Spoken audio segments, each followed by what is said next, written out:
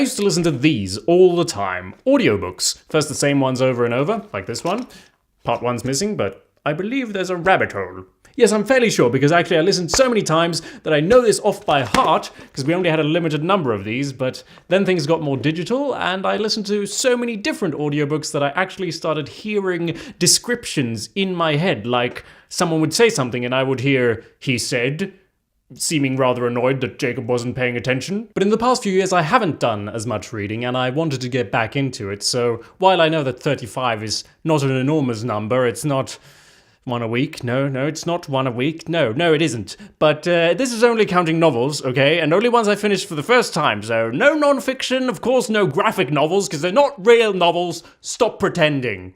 Who even makes these things? What a bastard you'd have to be to... What, a picture and some words? Ha! Get out of my face. The first book I finished in 2015 was The Red Room by August Strindberg, which is about a young artist, writer type person who falls in with a group of bohemian writer type artist persons in Stockholm in 1879. Very similar to what the writer himself was doing at that time. Some connection there. This is a book you've heard of if you're Swedish. It's, a classic and everything, so I was expecting a very dry, boring book that's, has enormous literary value and is extremely boring to read, but instead it's actually like a farce. It's a parody and a comedy and a satire that attacks everything about society, that sees hypocrisy absolutely everywhere, and what's not to love about that? Empress of the World by Sarah Ryan is a young adult novel, and it's not a meal, it's an unfulfilling snack. Don't read it. Steelheart by Brandon Sanderson is set in a world where people start getting superpowers, but only evil people, so the main characters actually set out to murder the heroes. In my opinion, this is Sanderson at his best. It is a tight, well-trimmed story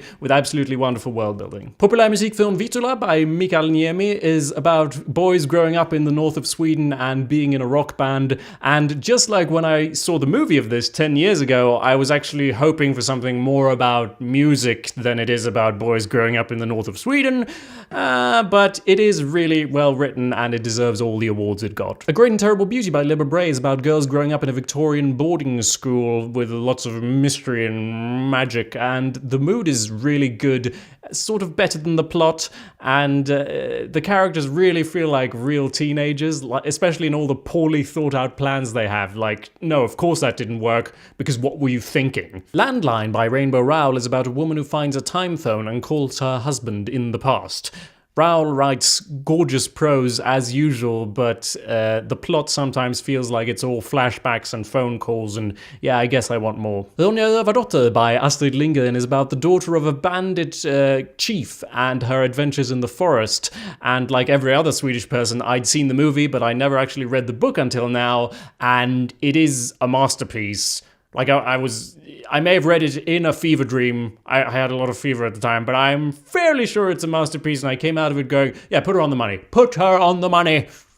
We just put her on the money just recently. Looking for Alaska by John Green is the book John Green wrote before he got good enough to justify all the malicious things he does to his readers. Firefight by Brandon Sanderson is a decent follow-up to Steelheart, but it didn't grip me in the same way, and it had a sort of standard second book in a trilogy type feel. Ask the Passages by A.S. King is about a girl falling in love and having imaginary conversations with people on airplanes, and I liked a lot of things about this book. It has believable teenage philosophy and a hefty dose of magic realism, but I could have used more description, like I have no idea what any of these people or places look like. Annie on My Mind by Nancy Garden is about two girls falling in love, and when people start burning your books, that's when you know you're doing something right. The Accidental Highwayman by Ben Tripp is a swashbuckling adventure in 18th century England, and yeah, it's a good concept, well executed, but no more than that. Jag är så jävla easygoing by Jenny Jägerfeld is about a girl with ADHD who can no longer afford her medication. All year I was reading young adult fiction, sort of looking for something without magic or spaceships that still felt like it had a plot, and this was really the first time that I found that. Emma by Jane Austen is about a girl who thinks she knows better than everyone else. I can relate. But it didn't really have great impact on me. Emma's no Lizzie Bennet. What can I say? Flashman by George MacDonald Fraser is an historical novel about a guy who's absolutely awful and who becomes a war hero. His antics are really fun to read about, and it is mostly interesting to me as sort of a map of 1800s history and attitudes, specifically the First Anglo-Afghan War. What a cock-up that was. Lex book by Sarah KADEFORS is about a girl who's tired of the hypocrisy of popularity, who decides that if you can't beat them, may as well join them. The book was better than I thought it would be, but it didn't really pack a punch for me personally. The Duff by Cody Keplinger is about a girl who starts sleeping with a boy she doesn't like, and then she starts to like the boy. It's not as wish-fulfillment-y as something like Twilight, but the characters and plot really do nothing more or less than what they're supposed to. Min mormor hälsar och säger förlåt by Fredrik Backman is about a grandmother and granddaughter and the fantastical stories they used to tell each other and how those are very much connected to the real world. I like Backman's style of writing, but it does get a bit tiresome when he punches you in the face with it again and again, like he does this thing where it repeats the same line to add emphasis to something, which is fine if you do it once or twice, but not if you do it like 7 times in one chapter, like the same line over and over, and then you do that every chapter and everyone's like, oh my god, so...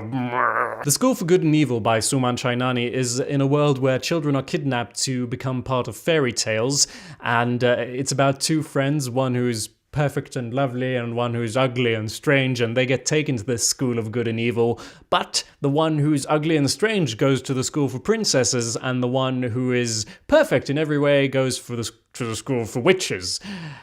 This is a perfect idea, perfectly executed. It's an amazing book. I wish I wrote it. I wish I could steal Suman's soul. I could, like, Dementor kiss his... Half Bad by Sally Green is in a modern world where so-called good witches and so-called evil witches secretly fight a secret magic war, and our main character Nathan is half of each, which puts him in a bit of a tricky spot. Actually, he gets tortured throughout most of the book for being of the wrong blood. If I can just read from my notebook here for a moment what I wrote about this book. Oh wow, so experimental. Oh my god, wow, the use of language. Oh my god. Journey to the Center of the World by VERNE is exactly what it says on the tin. I love the descriptions, the reasoning, the adventure, but it is a bit thin on the whole character side. Around the World in 80 Days by VERNE is, yeah, again, exactly what it says. I love these titles. I don't have to summarize anything. It's very obviously written as a serial rather than a novel. But yeah, I like his descriptions of journeys and places, and that's all this book is, obviously, so I liked it a lot. Ready Player One by Ernest Cline is set in a dark future where everyone escapes into this virtual world, and it's about an Easter egg hunt inside this virtual world. Large parts of this reads more like an essay than a story, meaning that character and emotional investment suffers in favor of world building. Armada by Ernest Cline is about a boy who fights aliens, and oh my god, it might be the worst book I've ever read in my entire life. I may have read less well-written books, but nothing so completely opposed to everything that I think good storytelling should be. This book is a symptom of a diseased society, a symbol of everything wrong with contemporary culture. And I don't even blame Ernest Cline that much, because a first draft is like allowed to be this bad, but what editor would read this and go, yeah, it seems about right? That's absurd to me. This book made me not read for 2 months, and without it, I probably would have reached that whole 1 book a week thing. Damn you, Ernest Cline! The Martian by Andy Weir is about a man stuck on Mars, and it's about how he manages to survive there, getting very technical and dry about the whole thing, which is not something that sounds like what I would enjoy, but somehow it was just a joy. It just washed over me, all this technical stuff, like it became like a meditative thing, and it was actually the first book in a long time that I actually enjoyed picking up and reading. It may have had an unfair advantage, you know, coming right after Armada, though. The Talented Mr. Ripley by Patricia Highsmith is about a paranoid young con man who travels to Europe to fetch home a man named Dickie. Reading this is like being trapped in the mind of a madman, and I just kept thinking, I get enough of that at home!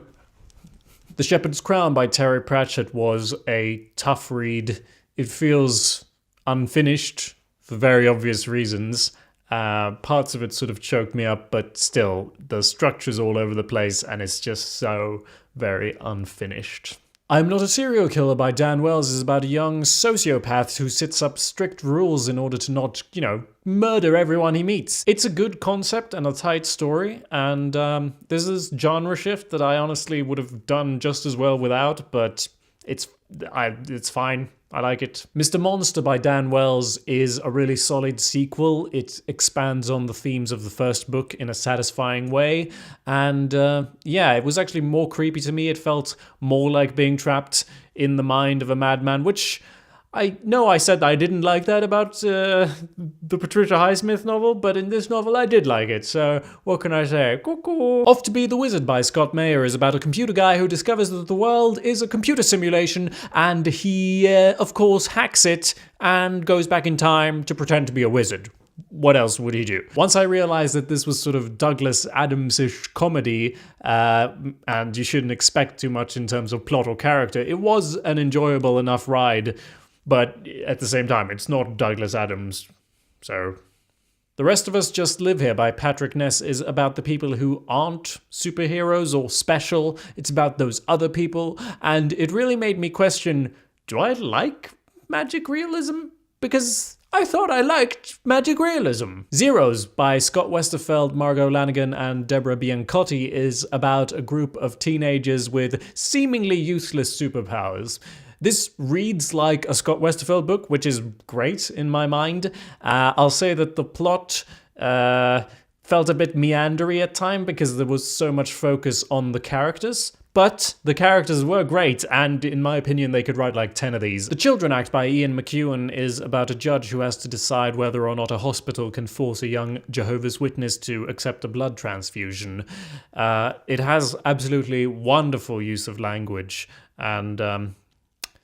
yeah, that's about it. No, that's too harsh. It's just that the plot felt sort of finished halfway through, and also it felt a bit heavy-handed.